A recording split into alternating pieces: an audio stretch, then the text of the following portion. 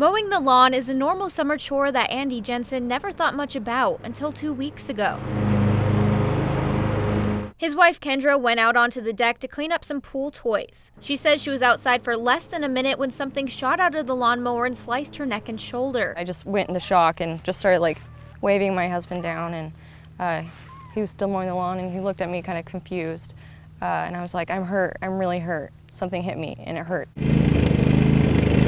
The Jensens don't know what the object was that hit her, but luckily her husband is a combat veteran and police officer and knew what to do. He ran to his car and grabbed his trauma bag and started stuffing my wound with gauze and wrapping it with a pressure dressing. My very first thought was that, my wife's gonna bleed out in front of me, and I was just hoping that I could make it stop long enough to get her to the hospital. The Jensens live about 45 minutes away from the nearest trauma hospital, and Kendra was worried she wouldn't make it there alive.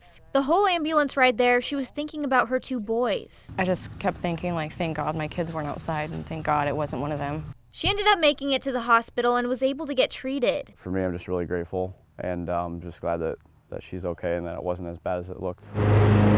It's made her and her family more cautious around lawnmowers. We're gonna have a new rule at our house that, nobody's outside when Dad's mowing. It was a scary experience that Kendra's still healing from. Her focus now is to spread awareness. He wasn't close. I wasn't standing nearby. I was over 40 feet away. So I was honestly in shock that something had hit me. She wants people to know that accidents can happen anytime. I'm living proof that there is no distance that is a safe distance. You should be inside when somebody's mowing and away from windows.